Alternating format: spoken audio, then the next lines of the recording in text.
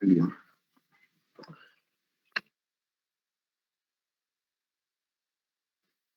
Vamos a tomar asistencia primero. Ya. Vamos a ver ahora el lector.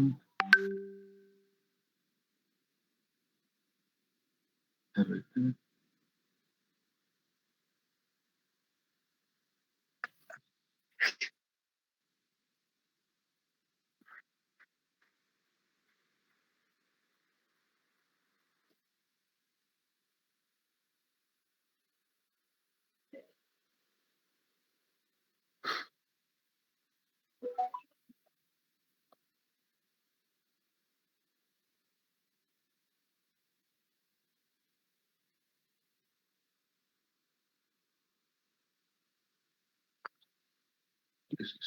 Ya. Está Aguayo González. Presente, doctor. Buenas tardes. Buenas tardes. No. No puedo marcar. Obedece. ¿Cómo hacemos? No obedece esto de acá. Como ven en la pantalla, tengo problemas. No sé si será del sistema o no. Mira, no puedo marcar. Voy a cerrar esto.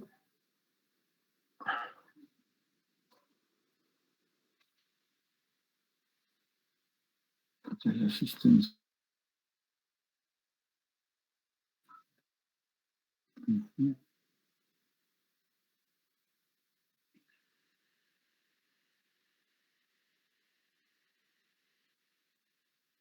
Ya. Voy a tomar asistencia con esto, ¿ya? Jóvenes, a ver, primero voy a tomar asistencia y le voy a explicar en qué consiste esto. Aguayo González, ¿está? Presente, doctor. Correcto. Buenos días. Alférez Lucas. Presente, doctor. Buenas tardes. Muy buenas tardes. Obed Arango. Presente, doctor. Buenas tardes. Buenas tardes. Carlos Arenas. Presente, doctor. Buenas tardes. Buenas tardes. Julio Barrientos. Julio. Diego Bolívar. Presente, doctor. Buenas tardes. Buenas tardes. Diana. Doctor, disculpe. Cala. Julio Barrientos, no podía activar mi micro, por favor. Julio, ya. No, está bien. Diana Cala. Presente, doctor. Buenas tardes. Muy bien, buenas tardes. Carvajal, Pauli. Presente, doctor. Buenas tardes. Buenas tardes. Tío Johan. Presente, doctor. Buenas tardes. Buenas tardes. Coa Fátima. Coa. Chaico Milagros. Presente, doctor. Buenas tardes. Covarrubias Villafuerte. Presente, doctor. Buenas tardes. Buenas tardes. Cruz Trujillo. Presente, doctor. Buenas tardes. Buenas tardes. Cuba Monterroso. Cuba. Escobedo Cabrera. Presente, doctor. Buenas tardes. Buenas tardes. Figueroa Quispe. Doctor, buenas tardes. Presente. Buenas tardes. Guzmán Delgado. Presente, doctor. Buenas tardes. Buenas tardes. Herrera Roque. Presente, doctor. Buenas tardes. Tuve problemas con mi audio, por favor. ¿Quién habla? Cuba Monterroso. Pero también, Cuando me llamó, por favor. tuve problemas A ver, hace en rato orden, con no mi audio, escucho. perdón. Tienen que hablar uno por uno. A ver, ¿quién habló primero? Cuba Monterroso, doctor. Cuba Monterroso, ya. ¿Quién habló segundo? Nadie, ¿no? Ya. Doctor Coapro, por favor. ¿Cuba qué? Ya, Cuba, pero ya. Por favor, Tienen doctor. que estar atentos a la asistencia. Guamán Pelaiza. Presente, doctor. Buenas tardes. Buenas tardes. Guamán Rondán. Laime Yucra. Meléndez Zapana. ¿Aló? ¿Me están escuchando? Algo está pasando. Sí se le escucha. Escucha, doctor. Se le escucha, doctor. Ahí ya. Laime no está, ¿no? Meléndez tampoco. Mendoza Vargas. Disculpe la molestia. ¿Quién habló? Doctor, ¿me ¿Quién escucha? habló? Laime, doctor, por favor. Laime, ya. Meléndez Zapana. Doctor presente. Ya. ¿Me logra escuchar? Mendoza Vargas. Presente, doctor Mendoza Vargas. Ya. Guamán Rondán. Ya. Morales López. Presente, doctor, buenas tardes. Buenas tardes. Muelle Castro. Presente, doctor, buenas tardes. Buenas tardes. Pacheco Justo. Presente, doctor. Buenas tardes. Buenas tardes. Peláez Oquendo. Doctor, buenas tardes. Presente. Buenas tardes. Villaca Acuña. Doctor, buenas tardes, presente. Buenas tardes. Quintana Coloma. Quintana. Ya. Quintanilla de Ríos. Presente, doctor. Buenas tardes. Buenas tardes. Quispe Huilca. Presente, doctor. Buenas tardes. Buenas tardes. Sánchez Benítez. Buenas tardes. Doctor, buenas Buenas tardes. Serrano Tito. Doctor, buenas tardes. Presente. Buenas tardes. Terán Paiva. Presente, doctor. Muy buenas tardes. Buenas tardes. Tica Sanabria. Presente, doctor. Muy buenas Buenas tardes. tardes. Tumpe Ayala. Presente, doctor. Buenas tardes. Buenas tardes. Vázquez Soto. Presente, doctor. Buenas tardes. Muy bien. Los que faltan, a ver, ¿están ahí los que faltan? A ver, está Guamán Rondán. Quintana Coloma. Ya, faltan dos. ¿Ya? Muy bien. Voy a guardar esto. Ya. Miren. ¿Ven esto de acá? ¿Ya? Ya les he dividido ya en grupos. ¿Ya? En sí son 4 grupos, los mismos grupos de las prácticas. Y dentro de ellos, estos grupos van a ser temas. ¿Ya? Presten mucha atención acá. Por ejemplo, el grupo de acuerdo van a ser el tema de lactancia materna. Entonces, ustedes van a preparar sus diapositivas, su PPT. 1, 2. Van a hacer un mapa conceptual. ¿Ya? Los que no saben, googleen, búsquenlo ahí. ¿Qué significa hacer un mapa conceptual? ¿Cuáles son los conectores y cuáles son las palabras claves que debe ingresar dentro de los cuadros? Y tercero, me van a hacer un tríptico. ¿Ya? Entonces, estas 3 presentaciones lo van a realizar el día 22 de febrero. ¿Ya? O sea, ustedes, estas 2 horas van a ser para ustedes. Al terminar este tema, ustedes van a elegir 10 preguntas y eso me lo van a pasar, ¿ya? Con alternativas y con bibliografía de cada pregunta. De Bolívar hasta Coan va a ser el tema de anemia de lactante. Ellos van a preparar igual, PPT, mapa conceptual, tríptico. Lo van a realizar el día 23. Solitos van a estar, ¿ya? Van a estar estos. Chaico va a ser individual, va a presentar resfriado común, solo PPT. Igual sucede el resto. De Cuba y Escobedo van a hacer laringotraqueitis, es decir, van a presentar un PPT y además van a presentar un video de un caso de laringotraqueitis aguda. Figueroa, por ejemplo, va a ser OMA y solamente PPT. Entonces, este es un diagrama de Gantt. ¿Ya? Para los que no saben, es un diagrama de Gantt, donde se figuran los temas, los integrantes y las fechas en las que van a trabajar. Esto yo el día de hoy se lo voy a pasar a su delegada para que lo puedan tener ustedes y puedan saber cuáles son sus temas. Sigamos. Por ejemplo, bronquiolitis. De Guzmán hasta Guamán Rondán. Van a trabajar un PPT, un mapa conceptual y un video de caso. Es decir, van a conseguirme un video de un niño con bronquiolitis, ¿no? ¿Cómo es la clínica? ¿Ya? O sea, la parte de la enfermedad, ¿no? De los síntomas, signos. A eso me refiero. Neumonía según el IEPI. Lo van a presentar desde Laime hasta Mendoza Vargas. Van a presentar un PPT, un mapa conceptual y un video de casos. Morales López hasta Pacheco Justo me van a tocar el tema de neumonía adquirida en la comunidad y van a presentar un PPT, un mapa conceptual y un video de casos. De Peláez hasta Quintana van a ser el tema de neumonía intrahospitalaria. PPT, mapa conceptual y video de caso. Como verán, estoy desglosando la neumonía en sus tres variantes. De Quintanilla Berríos hasta Sánchez Benítez van a tocar el tema de asma bronquial. Le van a presentar un PPT, su mapa conceptual y un video de casos. De Sánchez Paredes hasta Terán Alonso, crisis asmática. Igual, las mismas actividades. Los últimos tres alumnos, que es Tica a Vázquez, van a presentar el tema de lectura de imágenes, es decir, rayos X y tomografía de tórax. ¿De qué? De neumonía, de Krupp, de sinusitis y de bronquiolitis, ¿no? ¿Cómo reconocer una radiografía y una tomografía en estos casos, en estas patologías? Van a presentar un PPT y van a presentar un video de casos. Entonces, el examen teórico va a ser el día 23 de marzo. ¿Ya?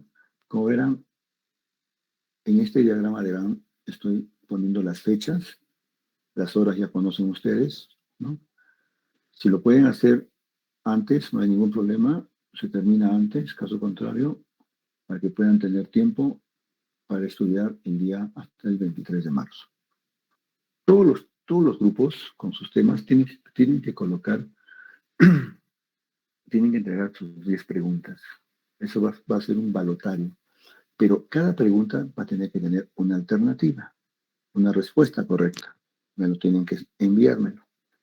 Y cada pregunta debe tener una bibliografía, es decir, de dónde han sacado esa pregunta en función al PPT que han realizado para poder confirmar, corroborar, ¿no? Y si es que sale, por ejemplo, de este banco de preguntas, ¿no? Uno y que uno es compañero no está de acuerdo, ahí está la bibliografía para confirmar y decir que de ahí se ha sacado.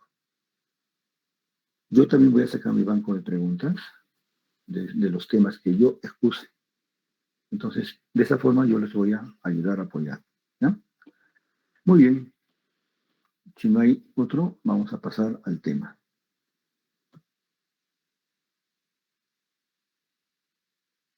Mariluz, eso te lo envío al terminar la clase, ¿ya? Entonces, el día de hoy vamos a hablar del siguiente tema. Hoy vamos a hablar dos temas importantes. Uno son las consideraciones farmacológicas y terapéuticas en pediatría, y el otro es crecimiento y desarrollo. Mañana tocaremos el tema de nutrición, ¿no? Tablas de la OMS, uso de percentiles y Z-score. Y vamos a darles a conocer también el uso del ANTRO, ¿no? Que es un buscador de datos antropométricos para valorar la nutrición de los niños menores de 5 años y mayores, ¿no? Hasta los 19 años también, ¿no? Entonces, vamos al grano. Muy bien. Entonces, vamos a ver entonces el tema de bases farmacológicas, siendo las 3:30. Para yo ingresar a ese tema de bases farmacológicas, primero tengo que saber qué es un riesgo y qué es un beneficio de un medicamento, ¿no es cierto? Todos los medicamentos, como ustedes conocen, tienen ese riesgo y tienen ese beneficio. Ese beneficio vienen a ser las indicaciones, por decirlo así. Y ese riesgo vienen a ser los efectos adversos, ¿no? O sea, todo medicamento, analgésicos, antibióticos, o cualquier medicamento que existe, tiene esto, su riesgo y su beneficio. ¿Pero por qué es importante decirlos? Porque ustedes, como médicos y más aún llevando el curso de pediatría, muchos tenemos que enfocarnos a esto, para conocer cuáles van a ser los efectos adversos y tener en cuenta, ¿no?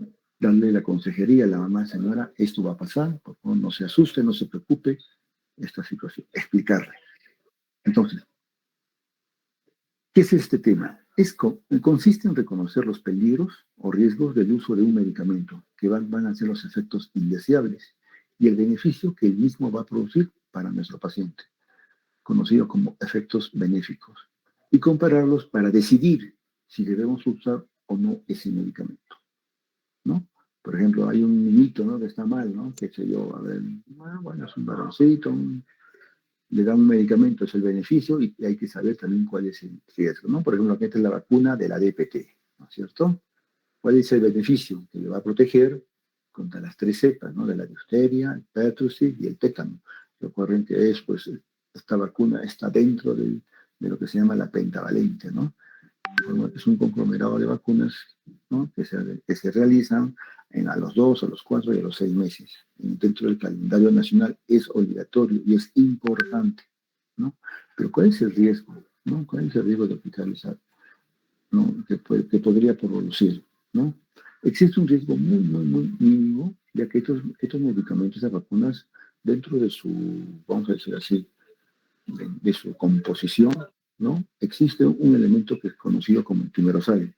Ese timerosal es el que nos ayuda a prevenir los problemas de intoxicación, por ejemplo, que nos puedan generar, ¿ya? Entonces, por esa razón, el riesgo de ototoxicidad, de sordera, por ejemplo, de autismo, ¿no?, son muy mínimos, ¿no?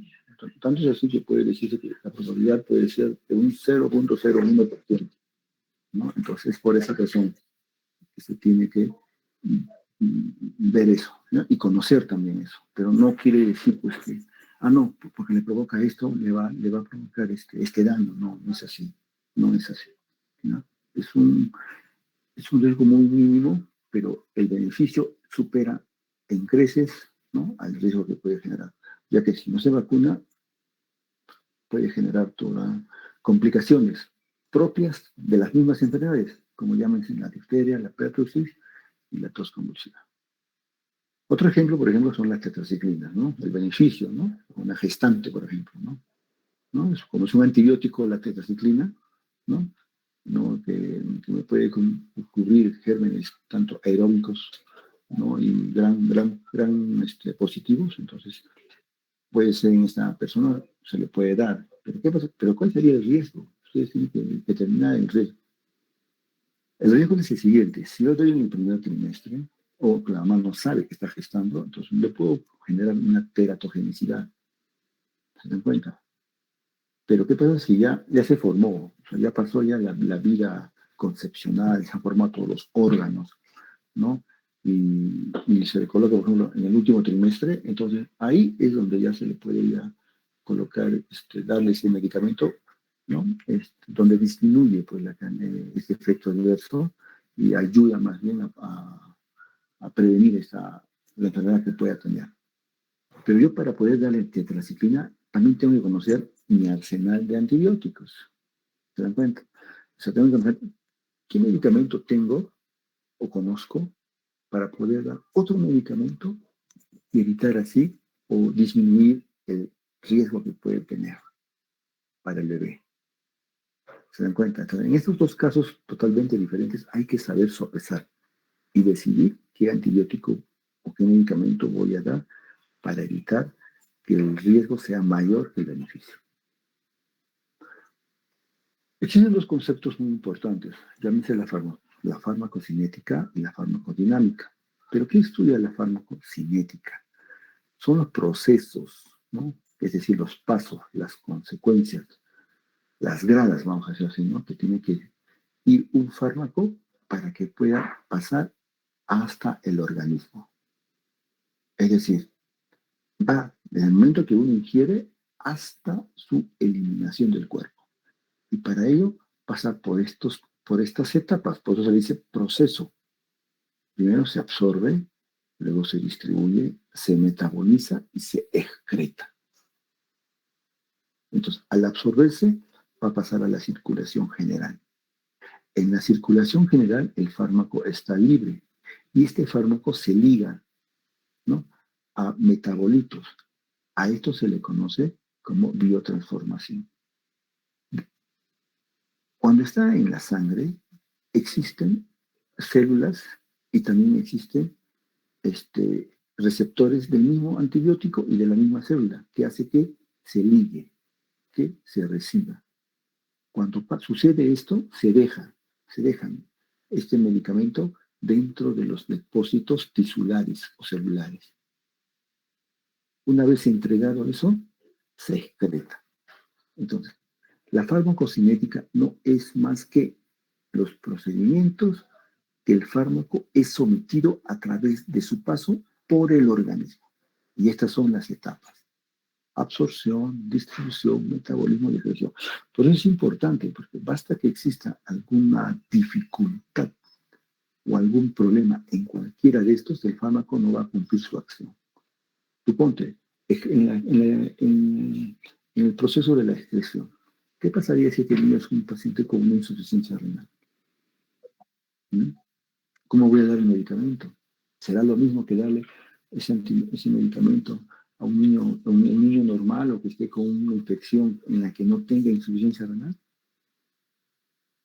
Entonces, hay que ver también cuál es el problema que puede presentar, ¿no? O el órgano que puede afectar dentro de estos procesos. Farmacodinámica. Estudia el mecanismo de acción. O sea, ¿dónde va el fármaco? Se va a ligar, ¿no? Se va a unirse, ¿no? ¿Y cuál va a ser el mecanismo que se va a presentar? Entonces, el mecanismo de acción viene a ser, no es más que las acciones y los efectos que generan la modificación molecular al unirse un fármaco tóxico o medicamento con su estructura blanca, que se le conoce como sitio de acción. Entonces, la farmacodinámica estudia el mecanismo de acción, y este mecanismo de acción es el conjunto de acciones y efectos que van a modificarse a nivel molecular para unirse entre los receptores del medicamento y los receptores del tejido o la célula. A eso se le conoce como sitio de acción. El efecto es la consecuencia final de esa unión. Entonces, conociendo estos temas de farmacocinética y farmacodinámica, conociendo qué cosas en riesgo y beneficio, entonces recién vamos a ingresar a la introducción de la farmacología pediátrica. ¿Hasta aquí alguna pregunta? No, doctor. Correcto. Sigamos. La FDA es un organismo internacional. Bueno, los Estados Unidos va a la cabeza, ¿no? Es la Agencia de Alimentos y los Medicamentos, ¿no? Y todo medicamento tiene que pasar por la FDA, ¿no? Para su aprobación o no. Esta FDA ha considerado la existencia de complejos cambios y diferencias en la anatomía, bioquímica, fisiología y el comportamiento y maduración del sistema nervioso central y numerosos sistemas orgánicos dependientes a la edad. Entonces, la FDA ha dividido la población pediátrica en 5 grupos etarios. Esto era un tema que tenían que haber ustedes desarrollado, ¿no? ¿Cuál es la población pediátrica y cómo está distribuido los grupos etarios? Entonces, en el periodo intrauterino va desde la concepción hasta el nacimiento. El periodo neonatal va desde el nacimiento hasta el mes. Pero yo sé que ustedes han investigado, ¿y hasta qué día va exactamente? ¿Se acuerdan? Hasta los 28 días. 28 días, doctor. 28 días, muy bien. Infante va desde un mes hasta los 2 años. Pero dentro de este grupo se divide en lactante mayor y lactante menor. ¿A qué llamo lactante menor? ¿Tu nombre? Perdón, yo no estoy viendo. Alférez Vela Lucas Santiago, doctor. Alférez Vela Lucas. Dime, Alférez. Lactante menor creo que es, doctor. Bueno, lo que había leído desde los 7 días hasta los 12 meses. Y lactante mayor era desde los 12 meses hasta los 24 meses. Ya. A ver. Alférez Vela. lactante menor es desde los 28 días, no desde los 7 días, Ah, ¿no es ok, cierto? doctor. ¿No es cierto? Es de los 28 días, porque ya antes de eso ya me estarías hablando del periodo neonatal, Sí, sí. ¿no? Es desde los 28 hasta los 12 meses. Y lactante mayor desde los 12 meses hasta los 2 años. Correcto. ¿Ya? Muy bien. Niño, vive desde los 2 años hasta el comienzo de la pubertad. Pregunta, ¿a qué llamo la etapa preescolar?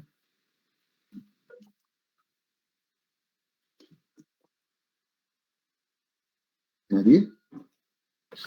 Quintanilla Berríos, Ana Gabriela. Quintanilla Ríos. Dime Quintanilla de Ríos. Te Doctor, escucho. la edad comprende desde el primer año hasta los 5 años. No, la etapa preescolar. 2 años, doctor. Desde los 2 2 años años. hasta Hasta Los los 5. 5 años. ¿Segura, Berríos? ¿Estás segura o ahí tú tienes duda? ¿Mm? Hola. Doctor, creo que hay algunas literaturas que están diciendo de 3 a 5 años y otros que consideran de 2 a 5 años. De 2 a 5 años. Tras de Preescolar. 5 años. De 2 a 6 años, doctor. Muy bien. Es de 2 a 6 años. ¿Ya? Es de 2 a 6 años, la preescolar. Y la etapa escolar, la última que me respondió, ¿cómo se llama? Pacheco, doctor. ¿Pacheco qué? Justo. Justo. ¿Y la etapa escolar, Pacheco? De 6 a 11 años, doctor. 11 años, 11 meses, 29 días. ¿Correcto? Sí, Muy doctor. bien. 11 años, 11 meses y 29 días. Entonces, eso es. Eso tiene que dominar. Tiene que saber eso. Y adolescente, ya desde el comienzo de la pubertad hasta la vida adulta. ¿Cuáles son las características de un antibiótico? Para yo hacer la correcta elección del uso de un medicamento, es indispensable conocer sus propiedades farmacológicas, ¿sí o no? Y una serie de aspectos que me permiten establecer este tratamiento. Fácil, pues, es efectuar, ¿no? Pero las mayores posibilidades de llevarse a cabo satisfactoriamente es conocer cuáles son sus propiedades, cuál es el mecanismo de acción, cuáles son sus indicaciones, cuál es la posología, cuáles son las reacciones adversas de un medicamento. Yo conociendo esto, voy a dominar este medicamento.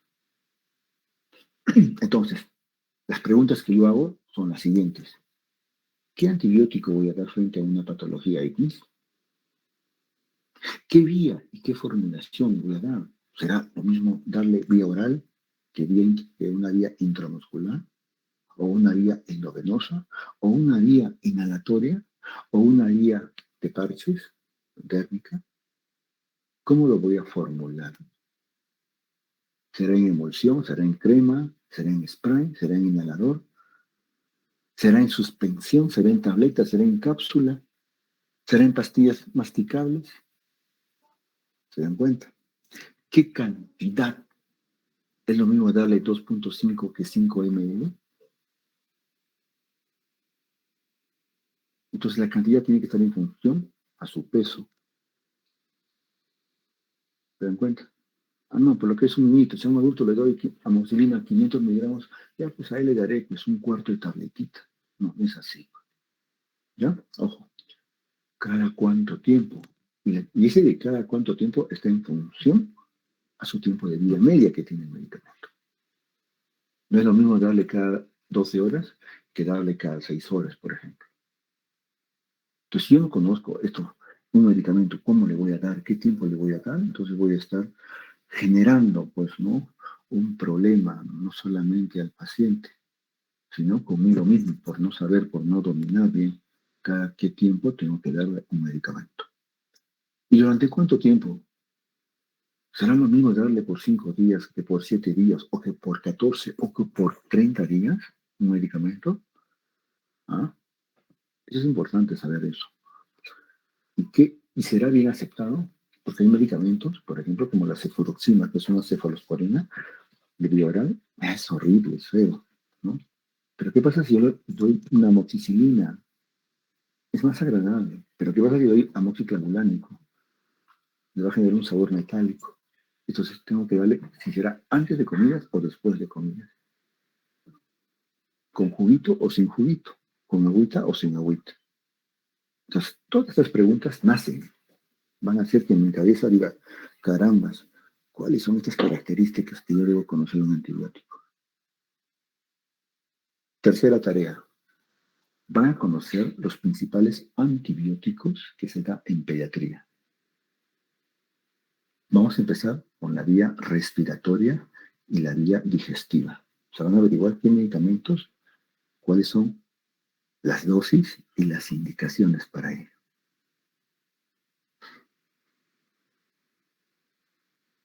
Entonces, hemos descrito ya las características, ¿no? ¿Qué antibiótico? Saber elegir bien, pues, ¿no? ¿Qué vía de formulación? ¿Qué cantidad tengo que darle? ¿Cada cuánto tiempo tengo que ingresar? ¿Durante cuánto tiempo? Y si es que será bien aceptado o no. Doctor, no le gusta este jarabe, ¿no? Entonces, al día siguiente viene, ¿qué vas a hacer tú? No, señora, continúe, poco a poco va a recibir, ¿no? ¿Y qué pasa si es resistente a ese antibiótico o a ese medicamento? ¿Y qué tal si en tu cosa no tienes arsenal de medicamentos que puedas tú? ¿Tienes ese medicamento u otro más? Pues tienes que saber todas estas características para tú poder prescribir. Pero ¿cuáles son esas causas de fracaso del tratamiento antibiótico? Existen motivos muy frecuentes, ¿no? Unas, y la más común, son las infecciones virales. Muchas veces nosotros confundimos una infección viral y lamentablemente damos un antibiótico, ¿no? Entonces, ese es uno de los fracasos del tratamiento. Lo que creas resistencia, ¿no? Entonces, no va a curar el tiempo que el virus normalmente tiene un ciclo de vida de 5 o 7 días, se va a prolongar a 14 días, hasta 20 días, por haber ingresado un antibiótico. Entonces, ¿cómo yo tengo que saber si estoy frente a un proceso viral o un proceso bacteriano? Esa es la pregunta. Y en segundo lugar, otra causa de fracaso es lo que muchas veces no sucede, ¿no? El incumplimiento. Basta que en 2 días ya se mejoró, la mamá ya le deja de darle, ¿no? Por ejemplo, muchos casos de esto tengo en los niños con epilepsia, por ejemplo. Está tomando su ácido valproico, que es un anticonvulsivante, y luego de 3 meses ya dejó de darlo. Entonces acuden, ¿no? Después de 14 días hasta un mes, retorna nuevamente con una convulsión. Y cuando se le pregunta, ya no le daba porque ya no convulsionaba, decía la mamá. Entonces, esas son las principales causas de fracaso de un tratamiento antibiótico.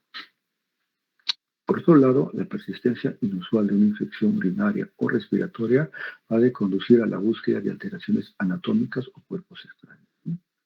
O sea, lo que quiere decir es que a veces cuando nosotros damos un antibiótico y a pesar que estamos seguros, ¿no?, que está indicado, hemos revisado sus propiedades, sus características, pero algo está pasando, no hay esa mejoría. Entonces tenemos que entrarnos más. ¿Qué está fallando? Si se trata de una infección urinaria, entonces tenemos que pedirle hacer exámenes más minuciosos. ¿Por qué no está mejorando eso? Entonces le pediré una ecografía renal, ¿no?, o una ecografía vesicoureteral, ¿no?, para determinar, no vaya a ser que tenga malformaciones anatómicas o funcionales, ¿no?, que hacen que no se mejore este paciente, ¿no? O una infección respiratoria. A veces pensamos que es una infección, una neumonía, ¿no? Sigue la tos, sigue el proceso respiratorio, sigue la fiebre. Ya ha cumplido sus 7 días de tratamiento y no mejora. Le hemos pedido su placa de rayos X y no mejora. Y después, ¿no? A alguien se le ocurre, ¿no? ¿Y qué pasa si le tomamos una tomografía? Se le toma la tomografía, hemos tenido casos así, ¿no es cierto? ¡Pum! Y encontramos un cuerpo extraño, ¿no?, alojado en un bronquio derecho. Entonces, ¿se dan cuenta? Entonces, Cuando nosotros tengamos un paciente que vemos que estamos seguros que el medicamento que se le ha dado está indicado para eso, hemos revisado la bibliografía y es lo más acertado darle el beneficio de este medicamento, pero no hay mejoría, tenemos que buscar otras. Tenemos que buscar donde no hemos buscado, ¿no? En este caso una tomografía o pedir otros exámenes de ayuda para poder llegar a un diagnóstico y encontrar la causa de eso, ¿no? Entonces, a nosotros, por ejemplo, hemos tenido un caso así, de un cuerpo extraño, ¿no? Que se alojó en el bronquio derecho. Entonces, inclusive este niño llegó a UCI pensando en una neumonía aspirativa, ¿no? Pero hasta que se le pidió una tomografía de tórax, y ahí se encontró ese cuerpo que estaba allí. Era un maíz, ¿no? Un maíz. Entonces, esa es la situación. Entonces, acá yo les dejo unos antibióticos, ¿no? Asociados a las patologías. Por ejemplo, en una faringitis o amigdalitis estreptocócica se le da penicilina B o amoxicilina, ¿no? Una duración de 7 a 10 días se le puede dar. Una celulitis, ¿no? O un absceso periamigdaliano, también le puedo dar amoxi con ácido clavulánico por 10 días. Un absceso retrolaterofaringeo, le puedo dar también clavulánico. Una laringotraqueitis por micoplasma, o bien le doy un macrólido que es la acitromicina, o bien le doy la eritromicina. ¿Ya? Si es acitromicina le doy por 3 días, y si es la eritromicina le doy por 10 días. Oídos, por ejemplo, si estamos en el sistema, en el aparato de oídos y senos paranasales, si estoy frente a una otitis media aguda, un OMA, le puedo dar amoxicilina con ácido clavulánico, que puede ir desde 5 a 7 días. Si estoy ante una otitis externa, le puedo dar gotas ópticas, aunque actualmente ya no están recomendadas las gotas ópticas, ¿no? De acuerdo a las últimas guías. En una sinusitis aguda, le puedo dar clavulánico por hasta 14 días. En una traqueobronquitis, en una tosferina, en una neumonía, sea menos de 4 años o más de 4 años, en una conjuntivitis, en una celenitis periorbitaria, en una lesión cutánea, le puedo dar estos antibióticos. O sea, lo que ven ustedes acá son opciones, ¿no?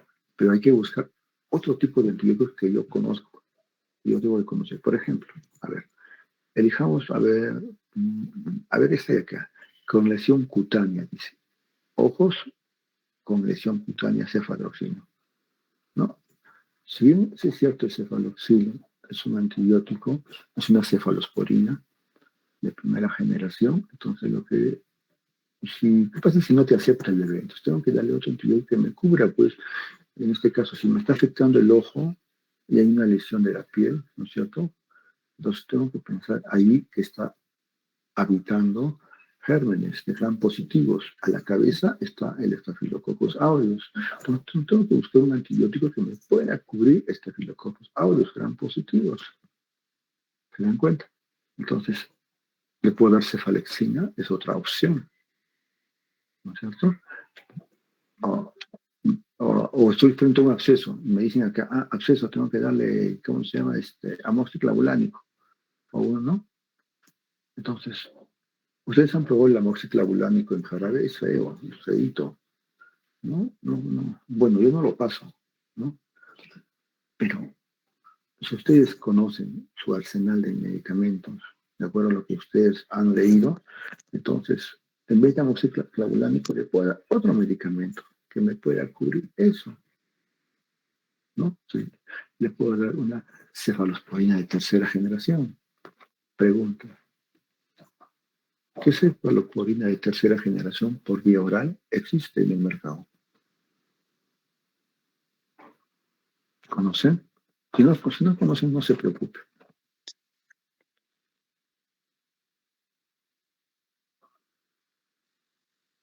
Ya. Entonces, ese es un trabajo, ¿ya? Van a investigar eso, qué cefalosporina de tercera generación existe en nuestra región. ¿No? Sigamos. Esa es la quinta tarea, el quinto trabajo. Antibiótico-terapia según el síndrome clínico. Si hablamos de impétigo o foliculitis, entonces acá no le puedo dar, pues, viendo también su gravedad. Por ejemplo, si ya veo que está profundo, ha llegado hasta la dermis, no solamente tengo que darle de vía tópica, tengo que darle por vía oral.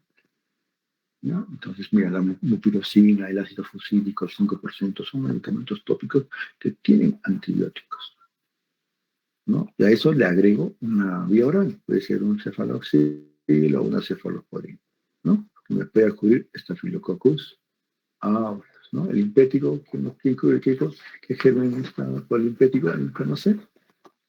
Ya, bueno, eso nos va a tocar en el tercer aporte, ¿no? Pero ya le estamos diciendo, ¿no? Una herida infectada, un forúnculo, un absceso, bueno, cefaroxilo, ¿no? Esta es literatura española, por si acaso, ¿no? Por eso ellos les gusta el cefaroxilo a ellos, ¿no? La dermatitis perianal, igualito, su mupirocina, una celulitis con o sin linfangitis, también su antibiótico, su cefalosporina, mordedura de animal o humana. ¿Cuál es más peligroso? ¿El del humano o el del animal? El humano. El humano, claro que sí, el humano es el más peligroso, ¿no? Entonces, por ejemplo, acá, amoxiclavulánico. Yo sería un poquito más agresivo, ¿eh? Yo le pondría por viendo venosa, oxacilina, por ejemplo, ¿no? Con clindamicina, ¿no? Ajá, ¿por qué será? Adenitis aguda, cefaroxilo, flemón dentario, amoxi con ácido clavulánico. Bueno, me puede cubrir siempre y cuando no haya demasiados signos, no haya supuración, no haya para drenar, ¿no? Porque si hay para drenar, entonces no, mejor yo le pongo la terapia por vía endovenosa. Si hablamos frente al sistema de una gastroenteritis aguda, normalmente dice ninguno. Claro, pues en pediatría hay que tener mucho cuidado. Cuando vamos a tocar el tema de EDAS, ¿no? Hay que tener mucho cuidado en pediatría, darle antibióticos. Nosotros normalmente en los niños lo que hacemos es solicitarle primero un examen que se le conoce como reacción inflamatoria o mocofecal, ¿no? Para definir si yo estoy frente a un agente bacteriano, viral o parasitario que me pueda causar la diarrea. En la mayoría de ellos, en los menores de 1 año, las diarreas son virales, ¿no? Y a la cabeza está el rotavirus, el norovirus, ¿ya? Entonces, hay que tener mucho cuidado con indicar un antibiótico. Caso contrario, hidratamos, le damos probióticos, ¿ya? Existen 2 tipos de probióticos, me voy adelantando. Uno es el Lactobacillus rhamnosus y el otro es el Saccharomyces boulardii. Son 2 probióticos que se han estudiado, han hecho estudios de investigación en que se ha demostrado reducir los días de estancia hospitalaria en caso de diarrea, sean diarreas de viajeros, sean diarreas por antibióticos o sean diarrea en niños. Salmonella. La salmonella es un germen, es un gran negativo, ¿no? Y esto va a estar de acuerdo a la sensibilidad. El antibiótico de elección normalmente puede ser el ciprofloxacino a la cabeza. Campylobacter jejuni también, como puedan. Orden.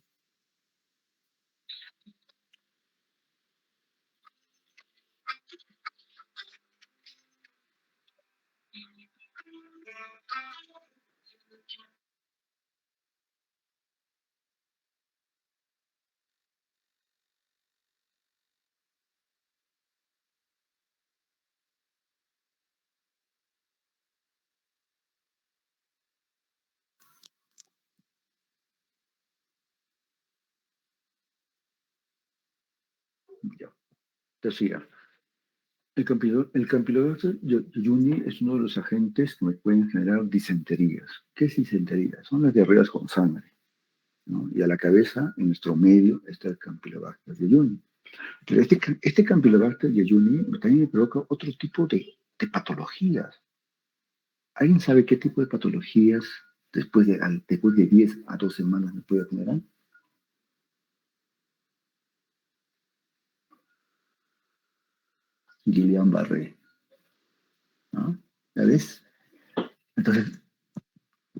Es bastante, ¿no es cierto? Bastante es. Pero poco a poco, eso yo quiero que al final del curso, sepan, ¿no? ¿Qué antibióticos puedo darlo? ¿Qué gérmenes están asociados a alguna patología? Anoten estas cositas que yo les doy, anoten, ¿no? Porque a veces en la parte verbal yo puedo expresar todo lo que les puedo brindarles, pero a veces no están plasmados en un área positiva. ¿Se dan cuenta? Entonces, siempre tengan en un blog, anoten esas perlas que nosotros decimos, ¿no? Entonces, capilares, un agente biológico de la William Barré, ¿no es cierto? Ya, pues, investigo más, ¿no? Busco más información. Shigella, lo mismo, Yardia. La Yardia es un parásito muy común. Una de las características, vamos a decir así, visuales, es la coloración de la diarrea. Es un color de tipo medio verde, ¿no? Medio verde claro, verde limón, ¿no? A diferencia del Vibrio cólera, que es del tipo de color agua de arroz. ¿Se dan cuenta? Entonces tengo que saber esto. Entonces ahí tengo el tratamiento de elección, es el metronidazol, ¿no? La diarrea del viajero, le puedo dar Cotril, ¿no es cierto? Abscesos perirectales, clavulánico. Igual en sepsis y meningitis, me van a disculpar, ya, ahora sí. En sepsis y meningitis, ¿no? Por ejemplo, el tratamiento que yo les doy, pues el tratamiento puede durar 14 días si es bacteriano, ¿no? Pero ¿qué pasa si no es bacteriano? ¿No? Hay meningitis que se pueden prolongar hasta los 21 días, hasta los 28 días. ¿Ya? Entonces, eso tenemos que ver. ¿Ya? Pero acá les ponen unos, por ejemplo, si es de menos de una semana, ampigenta, ¿no? Este es el tratamiento de elección de una sepsis neonatal, ¿no? Ampigenta, que me cubre todo. De una semana a 3 meses le puedo dar una cefalosporina de tercera generación más AMPI o banco, ¿no? ¿Por qué? ¿Por qué le doy esto? Porque estoy sospechando de estafilococos. De 3 meses le doy una cefalosporina de tercera generación, a la cabeza es la ceftriaxona y banco, ¿no? Yo asumo, ¿no? Yo asumo que ustedes ya han pasado infectología, ya pues conocen estos antibióticos. Si hay alergias en medicamento, hasta nada más. ¿No? Perfecto. Muy bien, jóvenes. ¿Hasta aquí alguna pregunta?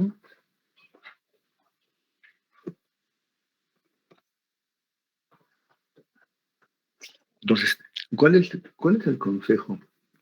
¿Cuál es el resumen en este tema? ¿No? Es que yo tengo que conocer el antibiótico, sus propiedades, su riesgo y su beneficio. Tengo que conocer cómo estos medicamentos me pueden hacer un bien sin generarme daño. Y tengo que conocer un arsenal de medicamentos que sean similares o reemplazables, ¿no? Para poder reducir ese riesgo que tiene que tener. Entonces, en pediatría, los medicamentos están en función a su peso. Y si ustedes van a investigar, por ejemplo, la amoxicilina, ¿cuál es la dosis? Ya, ahora ustedes van a leer, ¿no? Van a buscarme. ¿Ya? Entonces, la tarea es, van a buscar ustedes 10 medicamentos que se usan en pediatría a nivel respiratorio y a nivel gastrointestinal, con sus indicaciones y su pozo y sus dosis. Es importante. No quiero medicamentos extravagantes, sino que las que son usuales, comunes. Y eso en la práctica lo van a ver. ¿Ya? Entonces, eso para ver, son 5 tareas que les estoy dejando. ¿Cuándo me lo presentan? ¿Ya? Para la siguiente clase, ¿ya? Para el 22 me lo presento. ¿Ya? Voy a abrir un foro y ahí me lo van a colgar. Entonces, esto es importante que ustedes dominen, ¿no? Los antibióticos, sus características, sus efectos adversos, su beneficio y riesgo para poder yo efectivizar y dar un tratamiento adecuado. Muy bien. Luego de haber terminado este tema, vamos a pasar a otro segundo tema. Si es que no hay alguna pregunta, alguna intervención, por parte de los alumnos.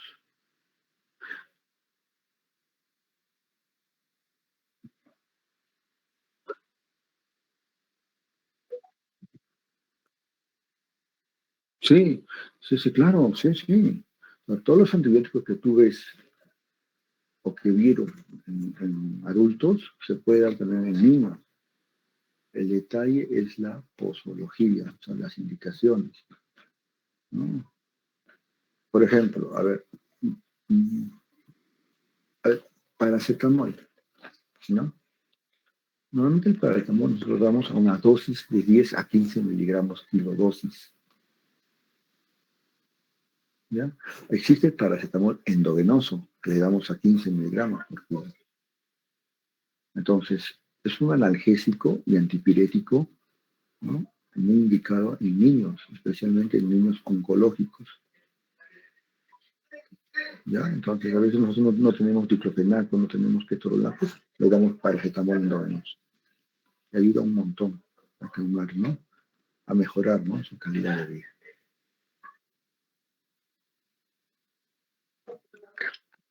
Entonces, este riesgo-beneficio está en las diferentes etapas de vida, ¿no? Pero en pediatría tienen que tener más cuidado, porque son niños, son pequeños. ¿De acuerdo, Mariluz? ¿Una pregunta, una intervención? ¿Algo? Correcto. Entonces, voy a dejar de presentar. No, vamos a continuar. Continuamos con el segundo tema. Hay energía todavía, ¿no? Sí, doctor. Sí, doctor. Ya. Estoy preocupado por mi asistencia, ¿no? Ya, bueno. Vamos a tocar un tema muy importante para nosotros, que es crecimiento y desarrollo. Y es lo que a ustedes le van a preguntar, ¿no?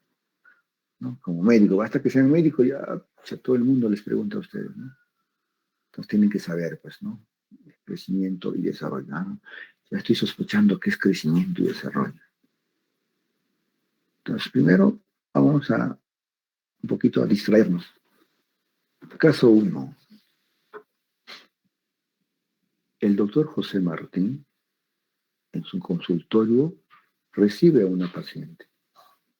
La madre indica que su hija, de 3 meses de edad, desde que nació, su menor no sigue la mirada y que su cabeza, al cargarlo, no lo sostiene, por lo que acude al consultorio. Pregunta: ¿qué cree usted que está sucediendo? ¿Usted qué haría tomando en cuenta el relato? Vamos, estudiantes del último año. Me dicen que está mal dicho decirles alumno, ¿no? No se debe decir alumno, ¿no? Responde un punto sobre el promedio final. Tienen para investigar todo este semestre. A ver, ¿qué harían ustedes?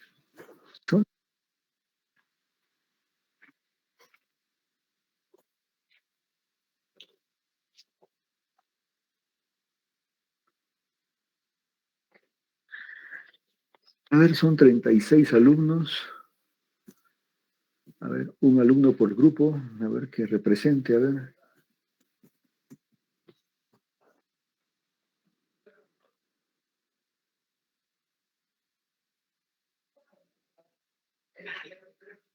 Qué difícil, ¿no? Ah, no se preocupen, jóvenes. Yo no estoy viendo quién está levantando la mano. Tienen que decirme su nombre. Doctor Alférez Vela Lucas. Bueno, como es un caso, iniciaría primero con lo que nos enseñó usted, ¿no? Con la inspección general, primero de la paciente. Ya, muy bien. ¿Alguna otra intervención? ¿Cuál es tu nombre, perdón? No te logré escuchar. Alférez Vela Lucas, Santiago. Alférez Vela. Ya, tu segunda intervención, Alférez. Muy bien. Doctor, buenas tardes. Tica Sanabria, doctor. Dime, También Tica. en el examen físico también podríamos hacer pruebas o algunas maniobras de tonicidad. Ya. Ver fuerza muscular, ¿no? De fuerza muscular, sí, doctor. Ajá. Y algo que se te ocurre a los 3 meses de edad, ¿qué maniobra le harías? Si no me equivoco, doctor, la maniobra de Monroe. Monroe. Ajá. Perdón. ¿Podrías decirnos qué es la maniobra de Monroe? Doctor, eso es para ver, creo que eso normalmente se pierde, me estoy equivocando, doctor, va a disculpar. Es algo fisiológico que normalmente no debería estar. Ajá, ya. Perdón, doctor. Pero Hay otras maniobras, doctor, pero hay otras maniobras, sé que, disculpe. Ya, la idea vale. Ya, vale la idea. Ya, bueno, todavía no quiero pasarme todavía. ¿Qué crees que está pasando? ¿Qué está sucediendo? Algo está pasando, ¿no? Doctor Quispe Wilka. A ver, dime, Quispe. Doctor, en este caso nosotros tendríamos que evaluar lo que es el control mensual que va a tener el niño, ¿no? Entonces tendríamos que evaluar lo que es el desarrollo psicomotriz en este caso. Tenemos que tener en cuenta en claro que a qué edad, ¿no? El niño va a empezar a tener un control cefálico y también la mirada, ¿no? Entonces, debes de tener en cuenta este desarrollo psicomotor para poder dar el diagnóstico al niño. Muy bien, Quispe. Excelente. Muy bien. Ahora, quiero que se fijen ahora en la segunda figura.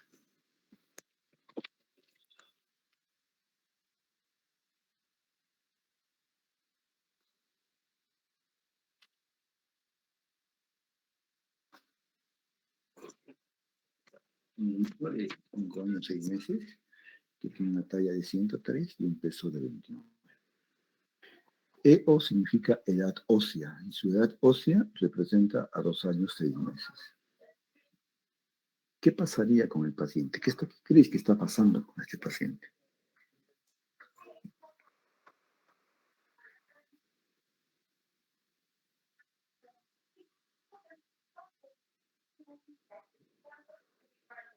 Y con estos datos, ¿qué harías?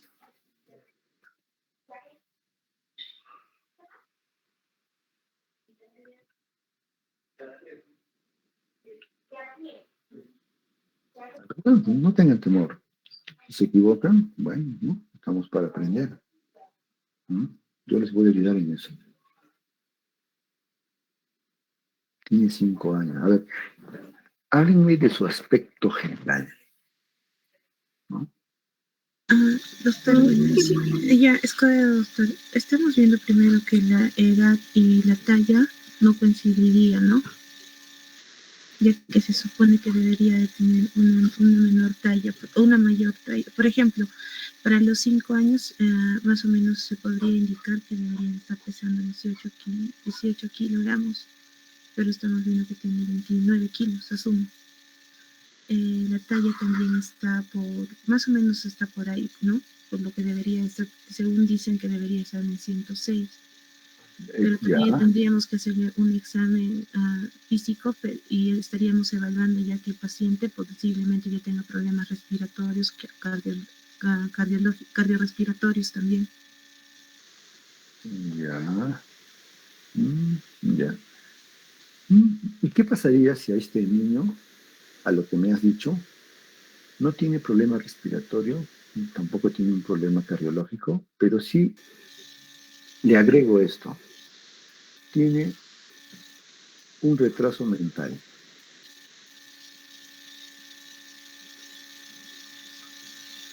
No entiendo, doctor.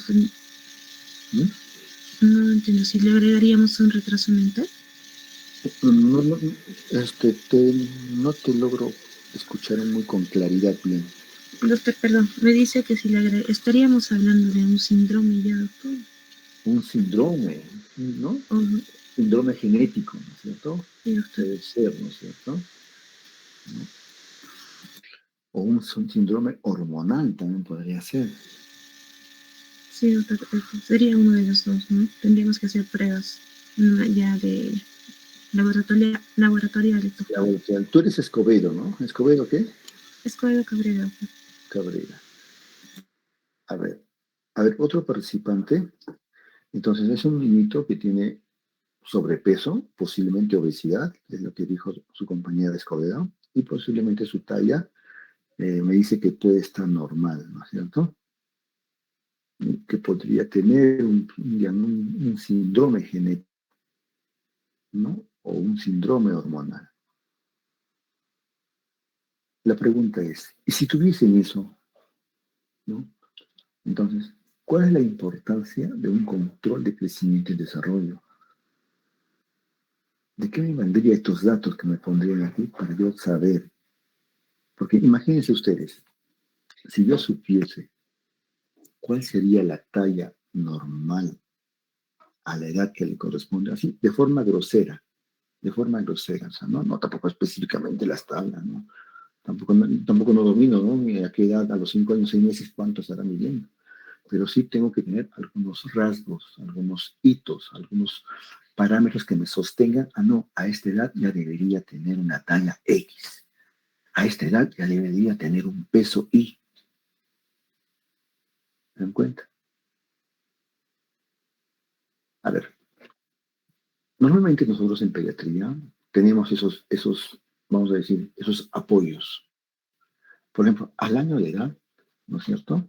O, mejor dicho, a los 4 años de edad, debería ya haber llegado una talla de 1 metro, de 100 centímetros, a los 4 años. ¿Mm? Entonces, si yo a los 4 años sé que su talla es de 100 centímetros, pues a los 5 años debe ser mucho más, bueno, ¿no es cierto? No puede ser pues 3 centímetros más, o sea, es casi nada. ¿Me dan cuenta? Entonces ya, mi mente, si yo conozco ese punto, entonces yo sé, algo está pasando con este niño. Tiene talla, posiblemente tenga riesgo de talla baja. 2, 3, peso. Tiene 5 años, ¿no? Entonces, yo conozco una fórmula para poder hallar el peso adecuado, ¿no? Aproximado, ¿no? No les he enseñado, ¿no? A ver, miren mi manito, todos. 1 año, 3 años, 5 años, 9 años, ¿no? 1, 3, 5, 7 y 9.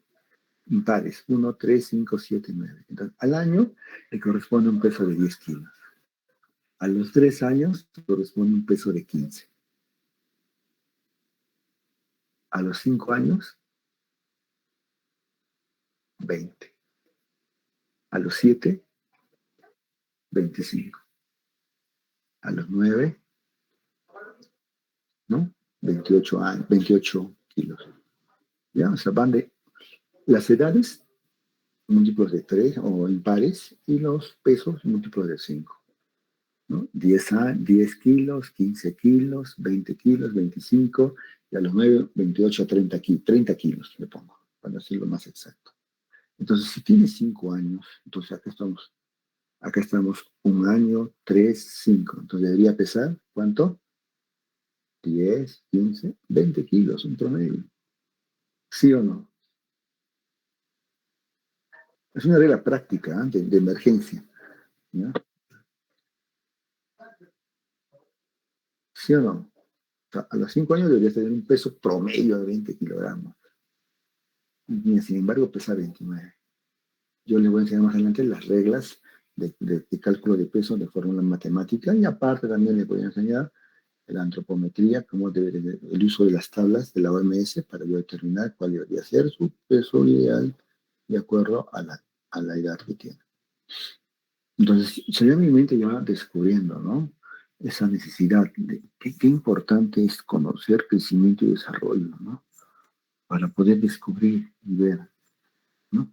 Entonces, aparte de tener talla baja, aparte de tener sobre obesidad, ¿no? Algo tiene este niño. O sea, eso me invita a mí a a investigar más, ¿no? A indagar más, a preguntar más, ¿no? Y encima me dan una placa de rayos X, ¿no? Esta placa de rayos X. Y la edad ósea me dice, no, su edad cronológica será 5 años, 6 meses, pero tiene una edad ósea de 2 añitos y 6 meses.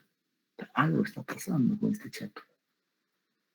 ¿Se dan cuenta? Entonces, lo que quiero con esto de diapositiva es invitarlos a la necesidad de indagar más, buscar más, ¿no? Que todas las patologías que puedan presentarse en los niños no es solamente la parte, es como un iceberg. Solamente vemos la parte superficial, pero no vemos la parte que está por debajo del océano. Y es todo, ¿no? Una caja de Pandoras cuando descubrimos eso, ¿no? Entonces, vamos a pasar al tema para no hacerla larga, la definición. Ya vemos acá este médico, ¿no? Está haciendo su control, su perímetro cefálico, ¿no? Normalmente el perímetro cefálico se hace hasta los 2 años de edad. Y existen valores, ¿no? ¿Cuál debería ser normal? Porque ¿qué pasa si no crece? Estamos hablando de una microcefalia. Si crece por más de lo normal, de una macrocefalia, una hidrocefalia, ¿no? Entonces, para evaluar el crecimiento y el desarrollo de un paciente, todas las medidas antropométricas que se tomen deben valorarse en relación con tablas de percentiles para la edad y el sexo. Ese es el primer concepto. Entonces, estos indicadores son, pues, el peso, la talla, el perímetro cefálico, la velocidad de crecimiento y la edad ósea que hemos visto. Entonces, en las tablas de la OMS, porque es lo que vamos a trabajar, en menores de 5 años utilizamos esta medida que se le conoce como Z-score. Z-score vienen a ser las desviaciones estándar, cuyos valores normales es el 0, que va entre -1 a +1.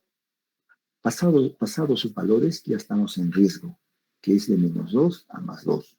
Y pasado de esto ya es más delicado, ¿no? Que es los valores de más de -2 y más de +2, que pueden llegar hasta +3 a -3. Entonces, estos valores me permiten saber si este peso para la edad, en este caso en niños, van a estar de acuerdo a eso. Suponte, mira, acá tiene, a ver, 1 añito. ¿Cuál sería su peso? A ver, voy a ampliar esto.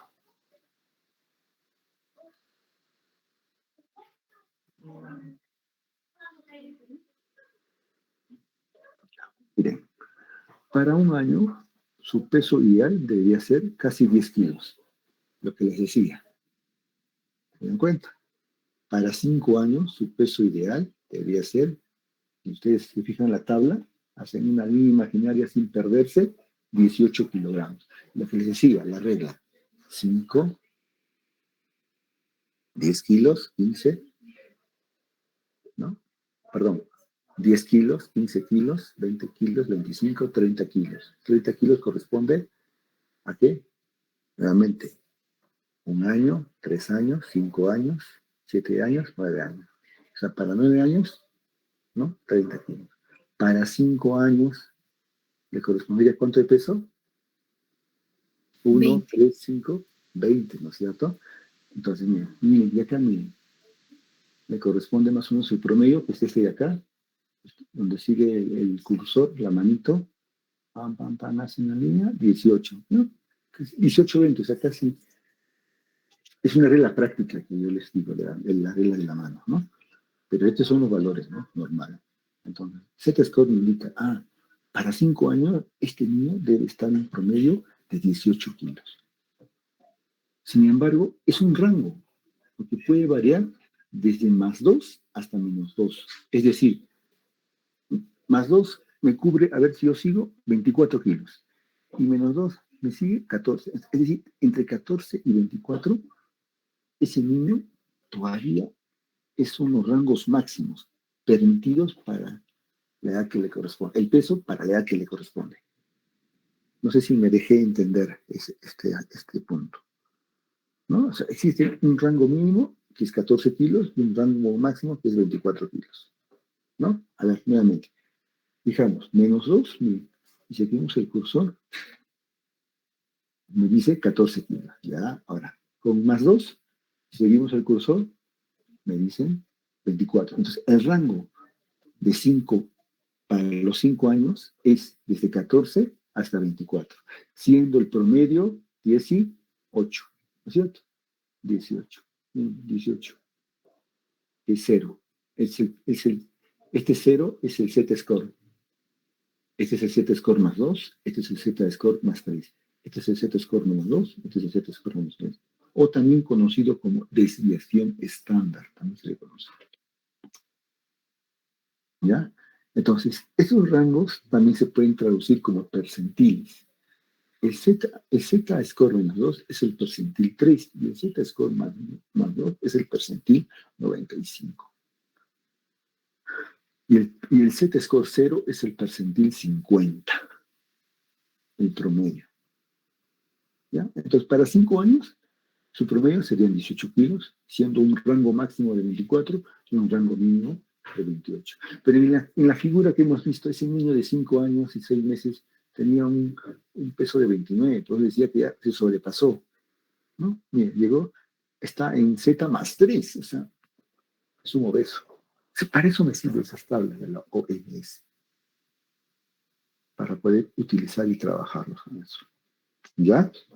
Entonces, solo es un estímulo nomás, ¿no?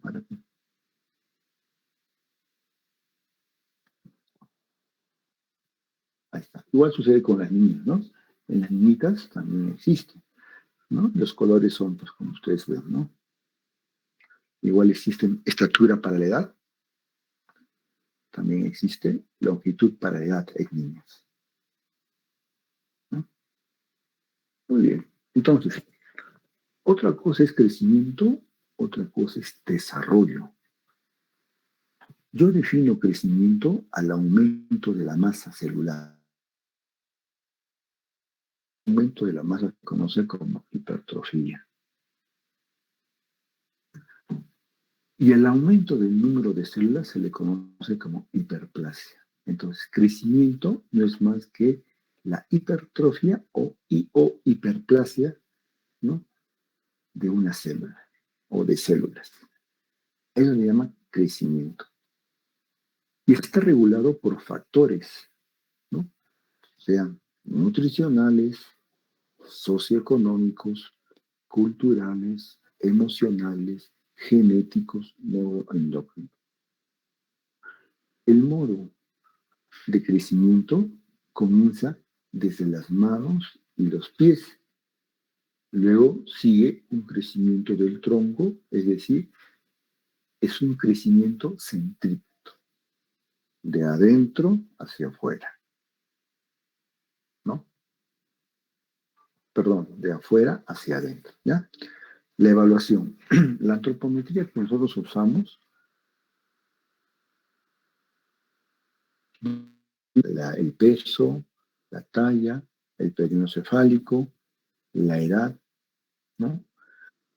Utilizamos tablas de desviaciones estándar o Z-score, que va el rango normal es de -2 a +2. Y utilizamos percentiles, que va del percentil 3 al percentil 97, que es el rango también normal. En cambio, si esto es crecimiento, ¿a qué llamamos entonces desarrollo? Por definición, desarrollo es el proceso dinámico donde se logra mayor capacidad funcional por los sistemas de maduración, diferenciación e integración de sus funciones. ¿Qué significa eso? Enfocamos más desde un punto de vista neurológico, desde la misma neurona, cómo este desarrollo va pasando por etapas, por un proceso. ¿De qué? De maduración y diferenciación celular.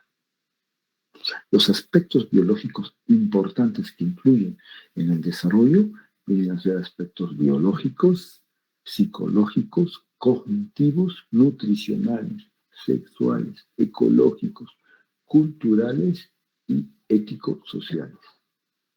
¿Ya?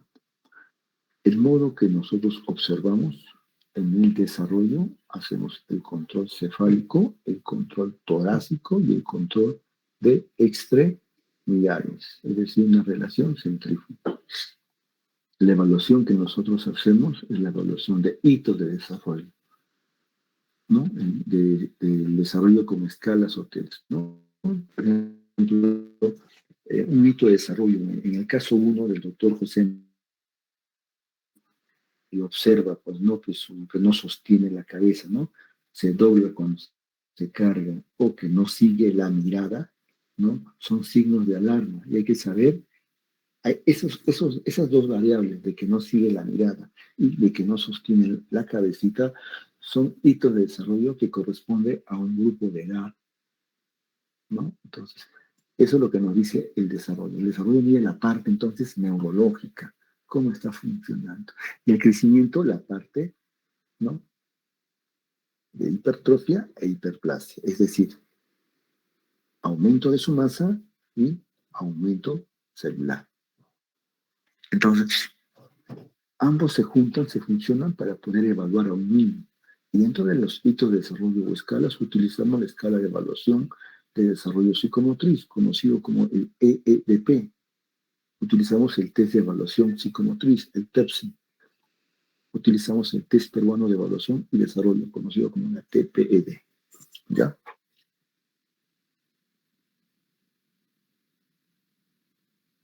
Hablemos ahora de factores de riesgo asociados a alteraciones en el crecimiento y desarrollo. Como hemos visto, existen factores ambientales, factores culturales, factores genéticos, etc. Hablemos un poco de factores ambientales. ¿Creen ustedes que la contaminación puede influenciar en el crecimiento y desarrollo? ¿Creen ustedes que el analfabetismo? Claro que sí.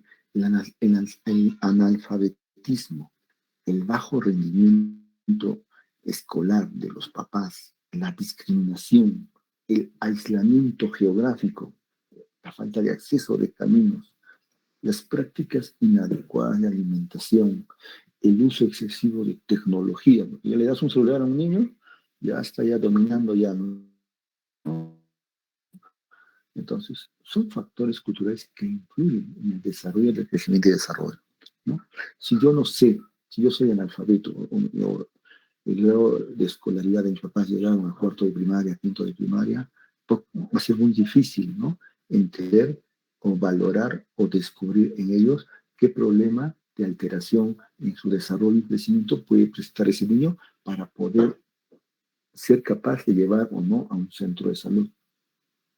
Si desconoce, para él va a pensar que es normal eso, ¿no? No levanta la cabeza o no sigue la mirada. Va a pensar normal, pues. Pero si un padre conociese, supiese, leyese un poquito más, ¿no? O va a sus controles seguidamente, y ahí ya va a escuchar a la licenciada, al médico, ¿no? Su consejería, señora, o va a leer en la tarjeta de control, no, a esta edad ya le debería hacer esto, aquello. ¿Se dan cuenta? Pero si no sabe leer, ¿qué va a pasar? Igual sucede con la discriminación y el aislamiento geográfico. De nada sirve que un médico de su salud, que está a 3 días a pie, ¿no? Descubre un retraso de su crecimiento y desarrollo y quiere derivarlo, pero no hay las condiciones para poder derivarlo a un centro de mayor complejidad. ¿Se dan cuenta? Prácticas inadecuadas de alimentación. ¿De qué me sirve que lo vea gordito si al final estoy con un síndrome metabólico? ¿De qué sirve que yo le dé el celular si no me está desarrollando su estimulación visual, auditiva, táctil, ¿no? Para que ese niño pueda descubrir, ¿no? Y no esté solo sentado mirando dibujitos, ¿no? O colores, o sonidos emitidos por un celular. Factores socioeconómicos, la pobreza, hemos visto bastante. Una mala adolescente también. No contar con DNI también influye, ¿no es cierto? No tener CIS también. No tiene seguro, ¿cómo lo llevar? Condiciones de vida y bien inadecuadas, saneamiento deficiente, una familia disfuncional también influye, ¿o no? Un crecimiento de desarrollo. Claro que influye. La orfandad, el abandono social, la carencia afectiva. O sea, cosas así que para nosotros a veces no le damos la importancia, solo lo vemos de un aspecto así superficial, pero no, tiene mucho que ver esto, en el adecuado crecimiento y desarrollo.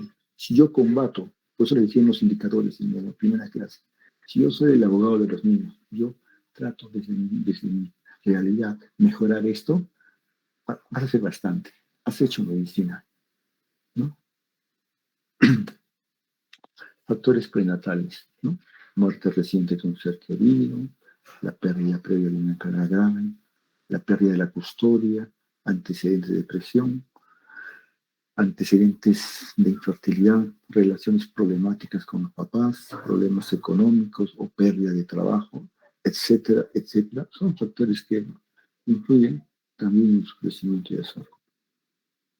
Entonces, hablamos de consanguinidad, antecedentes familiares, antecedentes de enfermedades infecciosas maternas, edad de la madre, embarazo no deseado, retraso de crecimiento intrauterino. Todos estos factores influyen también en la maduración neurológica del bebé. Más factores prenatales, ¿no? La depresión materna, ¿no? La preeclampsia, la anemia materna, VIH materno. Todo influye. Factores natales, una asfixia perinatal, ¿sí? Una asfixia severa, prematuridad, bajo peso, trauma obstétrico. Todo eso también influye, ¿no? En el crecimiento y desarrollo de un bebé.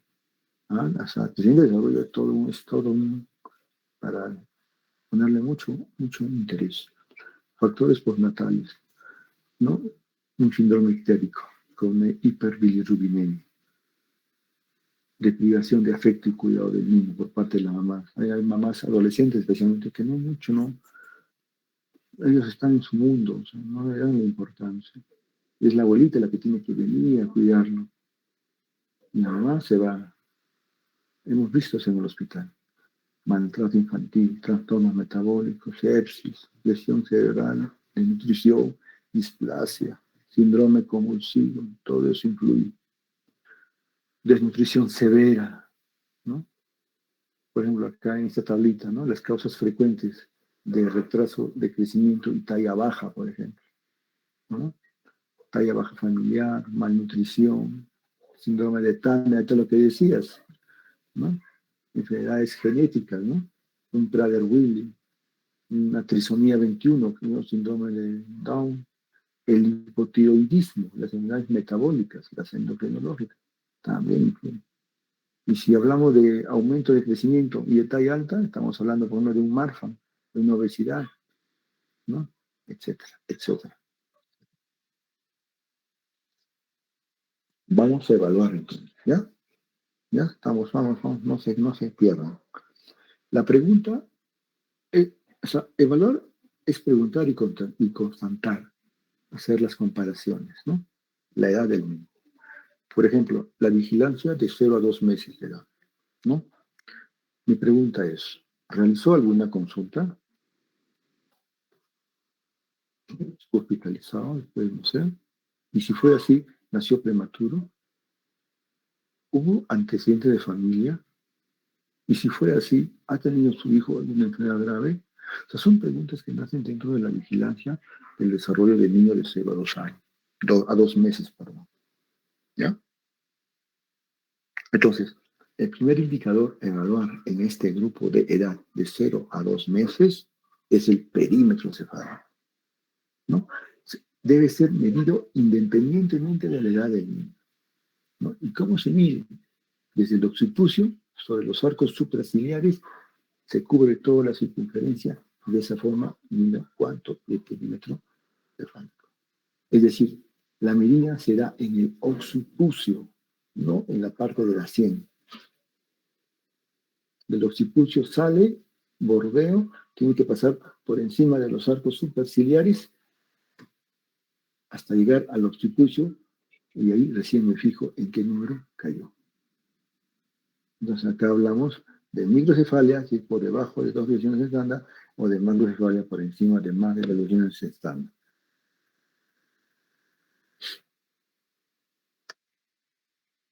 Entonces, ¿qué es lo que yo tengo que observar cuando yo veo presencia de alteraciones fenotípicas. Fenotípico es lo que yo veo, lo que observo, la parte externa.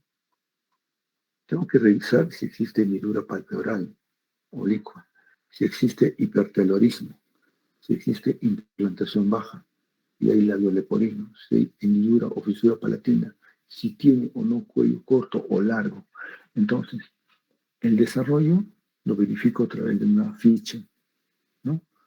Y la pregunta que puedo hacer es, ¿hubo algún problema durante el embarazo? ¿Sí o no? ¿Fue prematuro? ¿Cuánto pesó? ¿Su hijo tuvo alguna enfermedad grave? ¿Usted y el padre son parientes? Porque a veces hay relaciones entre primos, ¿verdad? Entonces, eso también puede generar un síndrome genético. ¿Existe alguna enfermedad física mental en la familia? ¿Cómo encuentra la señora en el desarrollo de su niño? Entonces, todas las alteraciones se observan en una ficha, o anota.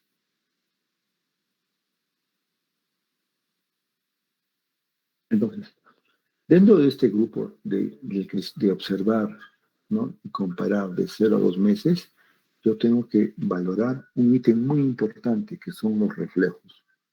Ajá, reflejos. ¿Por qué es importante los reflejos? Veamos primero qué es un reflejo normal. Voy a enseñarles el reflejo del morbo.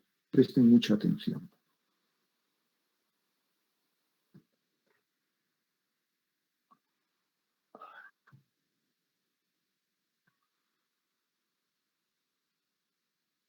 No puedo ampliar, ¿ya?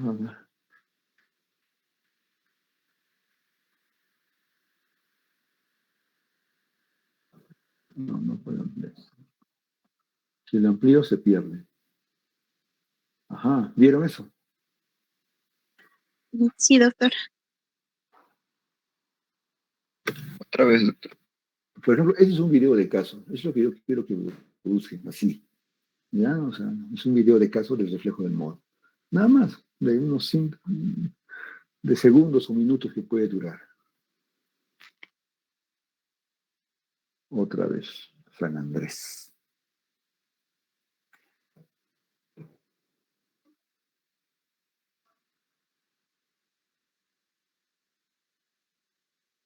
O sea, abre las manos, luego cierra, ¿no? Ese es el reflejo del morbo. Pero no lo suelta, ¿no es cierto? Sino hace la finta de que lo va de hacerlo caer, ¿no es cierto? Cuidado que ustedes lo suelten, ¿no?, cuando hagan el reflejo del morbo.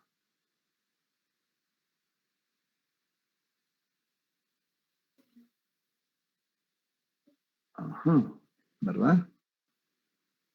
Ya, correcto. Ese es el reflejo del morbo. El reflejo cocleopalpebral.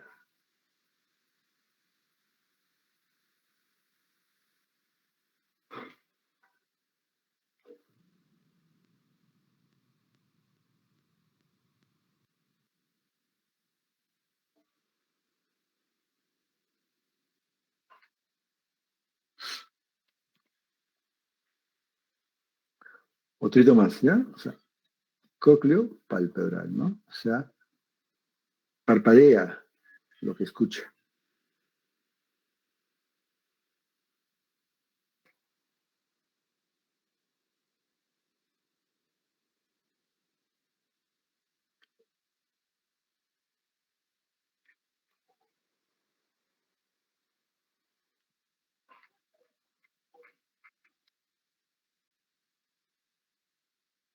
¿Ya? El reflejo de succión.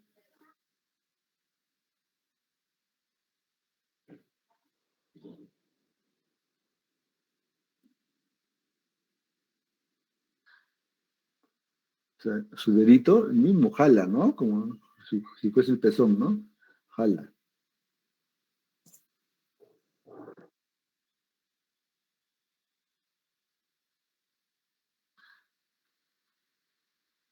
¿No? Entonces, este es el reflejo de brazos y piernas flexionados y este es el reflejo de las manos cerraditas o puños cerrados. La pregunta es, ¿a qué edad corresponde esto? ¿Ah? Veamos.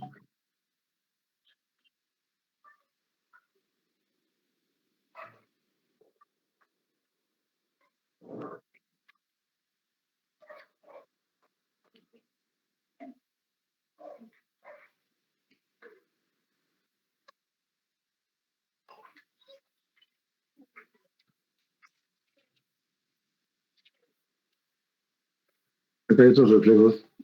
El reflejo de prensión palmar, el reflejo de Moro, ya lo que hemos visto, el reflejo de succión, el reflejo de hociqueo, trata de buscar, y el reflejo de la marcha, ¿no? O sea, que hace la finta, ¿no?, de que está caminando.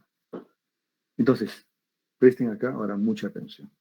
Esto es lo más importante de reflejos. Yo creo que vamos a continuar la parte 2 mañana, ¿no? Porque si no te sobres bastante. Haremos hasta donde podamos, hasta las 5. El reflejo de rotación, ¿cómo se estimula? Se acaricia la mejilla cerca de la boca. Entonces, la respuesta es la cabeza se vuelve hacia la fuente de estimulación. Este reflejo de rotación es el reflejo del hociqueo. ¿Ya? Edad desaparece a las 3 semanas. O sea, ustedes tienen que saber esto, ¿no es cierto? Porque si tiene 2 meses y sigue con ese reflejo de hociqueo, hay un signo de alarma. ¿Cuál es la función? Ayuda al bebé a encontrar su persona. El reflejo de la succión, poner el dedo en la boca del bebé, así yo estimulo. ¿Cuál es la respuesta? El bebé succiona el dedo rítmicamente. ¿Vieron, no? Su propio dedo, el dedito estaba succionando. Y esto es permanente, ¿no? Hasta la vida adulta sigue con ese reflejo de succión, ¿sí o no? ¿No? Esa es la función, permite la alimentación.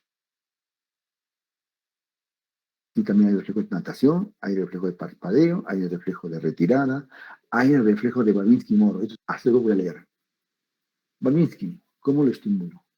Acaricio la planta del pie desde los dedos al talón. ¿Ya? ¿Cuál es la respuesta? Los dedos de los pies se abren en abanico y se contraen al mismo tiempo.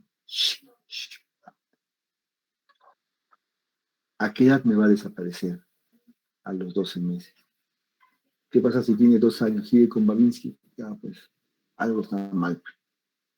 O si tiene Babinski antes de los 8 meses, algo está mal. ¿Se dan cuenta? La función se desconoce. Moro. Sostiene al bebé horizontalmente, hemos visto, boca arriba, hemos visto, y deja que la cabeza le caiga un poco o hace un ruido fuerte repentino. En este caso, le echo caer, ¿no?, la cabecita contra la superficie donde está el bebé. ¿Cuál es la respuesta? Hacen movimientos de abrazo, ¿no? ¿Vieron eso? ¿No es cierto? Arqueando la espaldita se arqueó, extendiendo las piernas se vio, tirando los brazos hacia afuera y acercándolos otra vez hacia el cuerpo. ¿Ah? ¿Vieron eso o no? Ya van a verlo, ¿ya? La edad de desaparición, 6 meses. O sea, el reflejo de Moro tiene que desaparecer a los 6 meses. Si yo no sé eso, no voy a saber qué es lo normal y qué es lo anormal. ¿Se dan cuenta? El reflejo de prensión palmar, el tono cervical, el enderezamiento, la marcha autonómica que hemos visto. ¿Ya? Entonces voy a dejarles esa diapositiva para que ustedes puedan leer más, chicos. Ustedes no me están haciendo el trabajo que yo les digo. Tienen que poner un poquito más de... ¿Recuerdan la primera clase que les dije? Tener interés, iniciativa, disciplina. ¿No? Si no tenemos esto, no vamos a poder avanzar. Medicina lamentablemente así, han escogido una carrera, ¿no?, un poco de mucha responsabilidad. Entonces, no tiren la toalla, ya está en su último año. Entonces, vamos, quiero que lean más de lo que han leído, quiero que lean más. Muy bien. Ahora vamos a hacer la evaluación, pues, ¿no? La evaluación, ya hemos dicho ya, crecimiento, habla de hiperplasia, de hipertrofia y desarrollo de la capacidad neurológica. Entonces, en el crecimiento de indicadores, peso, talla, PCR, velocidad de crecimiento, edad ósea, desarrollo visual, motor, lenguaje, social, actuativo. Esto según el test de Denver, por ejemplo, es un test, ¿no? Entonces, hemos hablado también de que yo para poder medirlo lo mido a través de Z-score o percentiles. El Z-score viene a ser la televisión estándar. Entonces tengo que entender qué significa pues, un percentil, qué significa una desviación estándar. Es como decir, ¿no? A ver, unidades, ¿no? Mi talla es 1,72 m, ¿no? metros, ya, no, este chico más aprendedor, ¿no? Ya, más o menos oriento así, igualito. Para yo medir estos indicadores, lo puedo medir en estos dos parámetros. Percentil son medidas de percepción de posición no central que nos dice cómo está posicionando un valor con respecto al total de una muestra.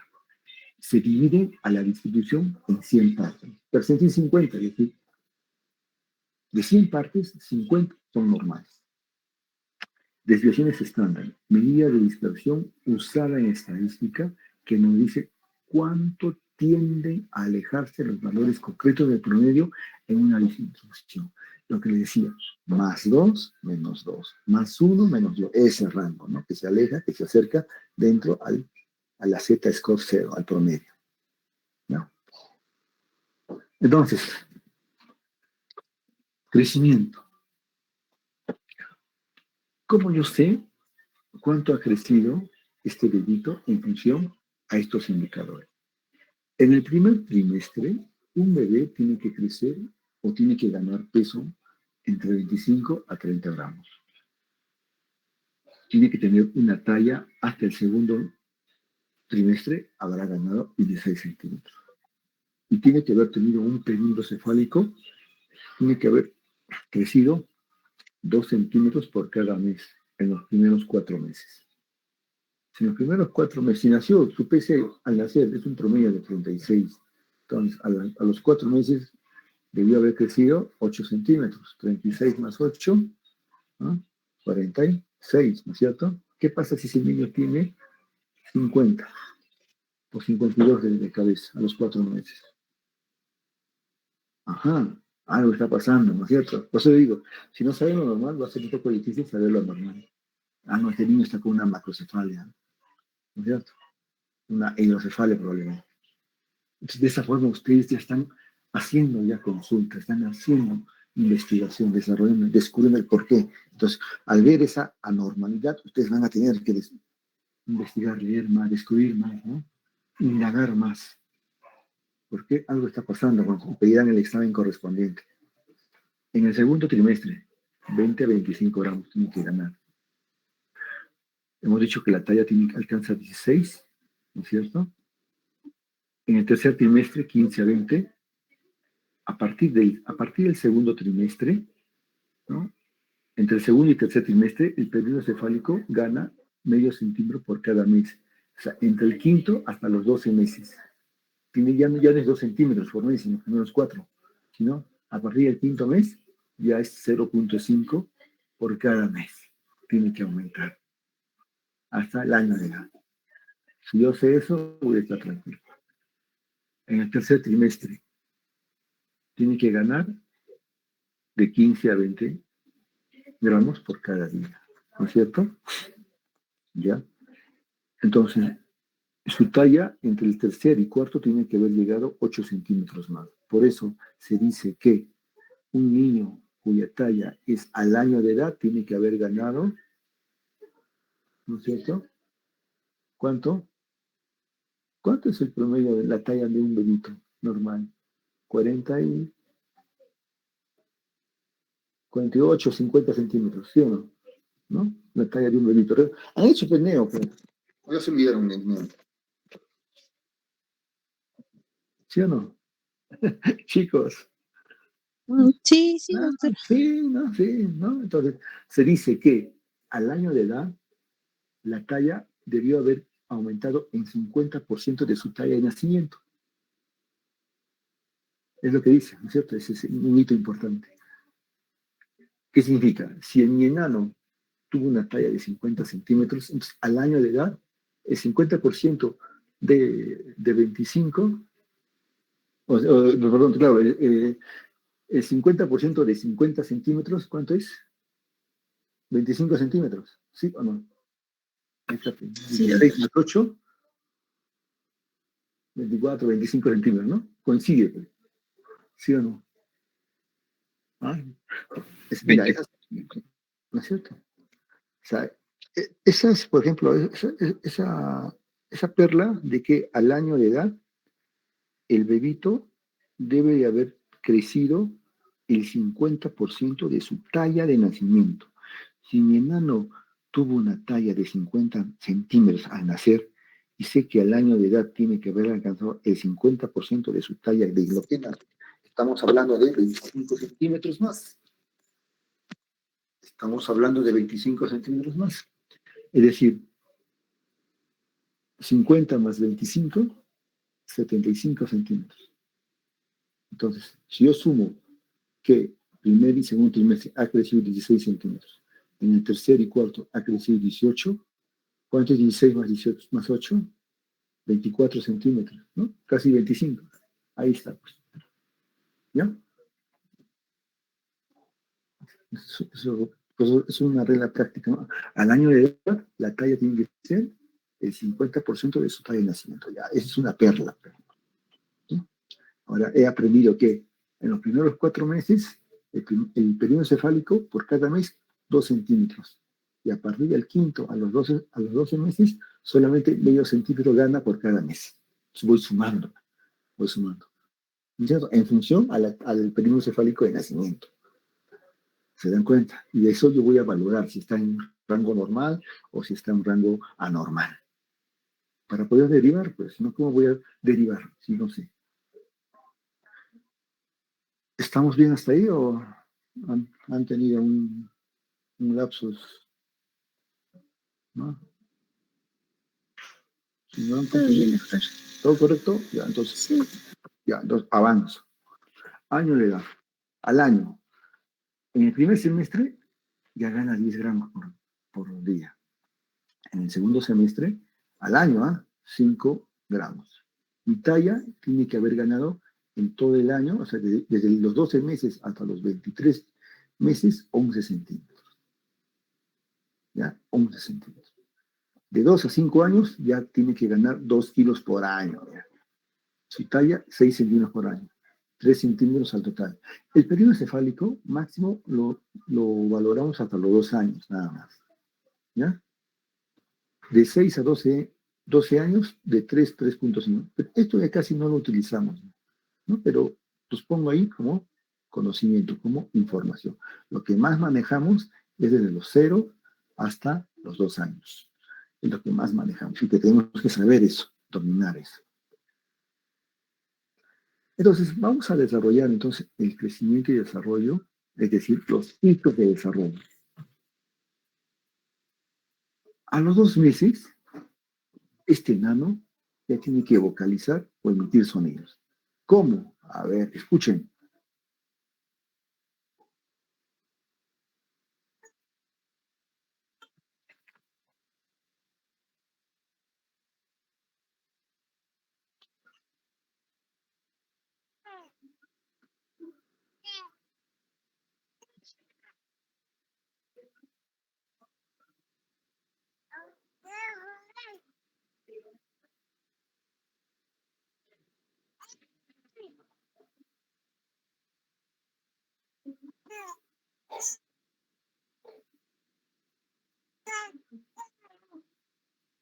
¿Ya?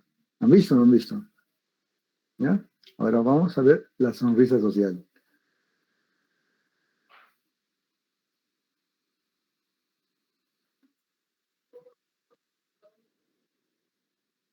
No sé si logran ver, la mamá le habla, pero el bebito se ríe, ¿no?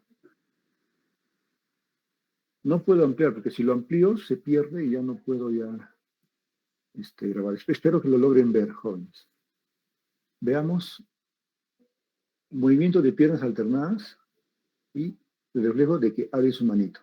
Entonces, a los 2 meses tiene que tener estos hitos de desarrollo, es decir, ya tiene que emitir sonidos, tiene que haber la sonrisa social, tiene que haber movimientos de piernas alternadas hacia esta forma, tiene que abrir su mano. Si no tiene estos hitos de desarrollo, a esta edad decimos que es anormal, hay un retraso. ¿Ya? Sigamos. Entonces no se olviden los hitos de desarrollo en esta etapa.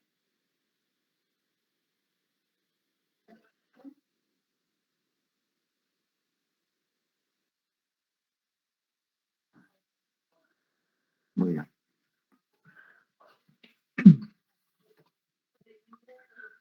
Ya. Esta es una diapositiva, bueno, se salió de ahí, es acerca de cuáles son los signos de una vez que yo mido el perímetro cefálico, hemos dicho, ¿no? El rango es, por ejemplo, un signo de, si está por encima de -2 de divisiones estándar, o no sea -2 o +2, muy alejados, o 1, alejados del valor del Z-score 0, entonces es un signo. Yo lo clasifico. Puede ser un probable retraso de desarrollo, puede ser un desarrollo normal con factores de riesgo, puede ser alerta para su desarrollo, o puede ser un desarrollo normal. Entonces, si estamos frente a un probable de retraso del desarrollo, su perímetro cefálico tiene que estar por encima de -2 a +2 de divisiones estándar. Tiene que haber presencia de 3 o más alteraciones fenotípicas. ¿Se acuerdan que hemos hablado? El hipertelorismo de implantación baja, cuello corto, etcétera, a eso se refiere. Ausencia de uno o más reflejos, ¿no? Por ejemplo, que no tenga reflejo de la marcha automática, o el reflejo del hociqueo, o el reflejo del moro, algo. No tiene, estamos hablando de un probable retraso de desarrollo. Si el niño estuviera en el grupo de un mes,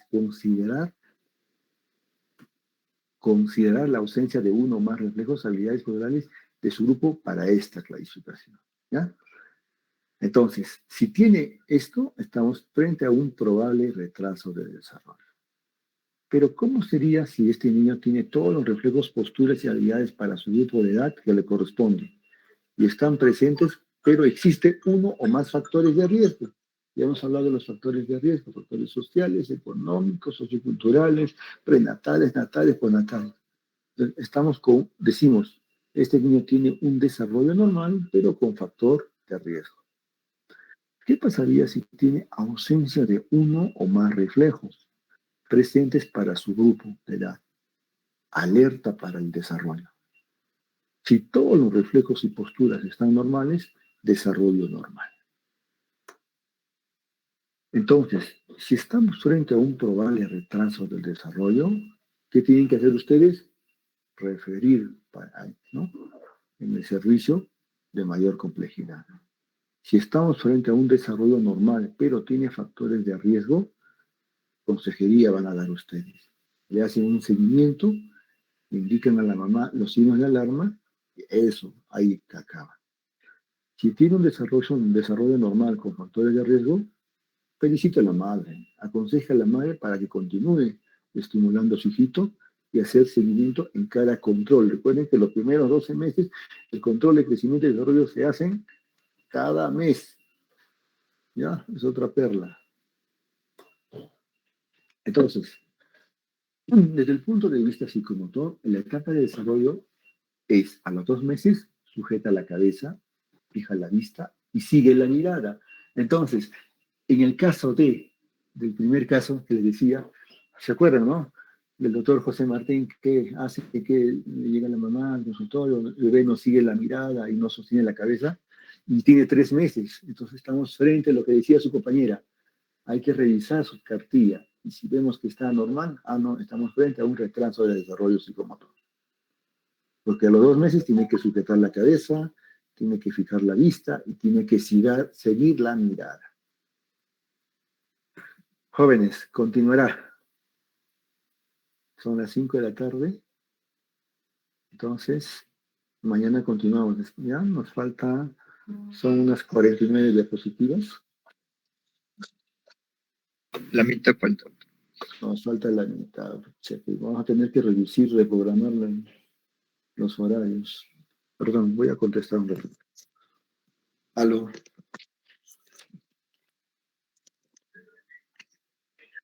Ya. Ingrese a la clínica Pediatras Cusco. Yo me encuentro acá. ¿Ya? Listo. Cusco, así es. Sí. Ya. Entonces continuaremos, jóvenes, el día y ojalá que mi asistencia se regularice. Estoy preocupado por eso. Nos vemos hasta mañana. Espero que haya servido estas 2 horas que fueron muy cortas y vemos, pues, si nos exigen que sea presencial, por favor, Mariluz, averíguate eso, si está en relación con la asistencia o no.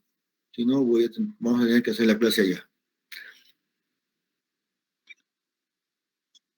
A ver.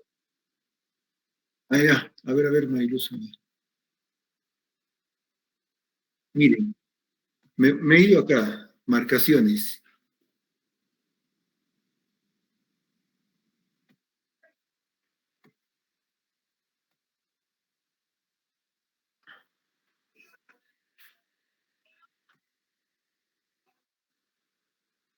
Sale esto, ¿ya ves? No puedo registrar ni mi entrada ni mi salida.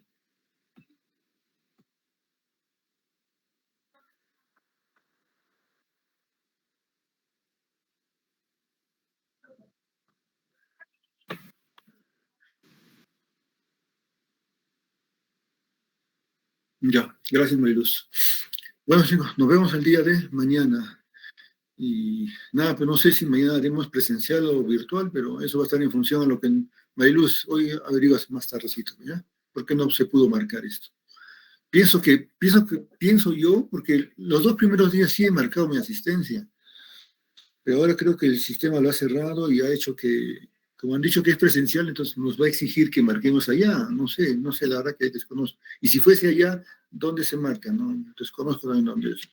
¿Ya? Solo sé que somos el aula 12C, algo así. Aula, sección 12, no, este es el grupo. No sé qué aula nos toca. Ya, tampoco sabría decirles qué aula nos toca.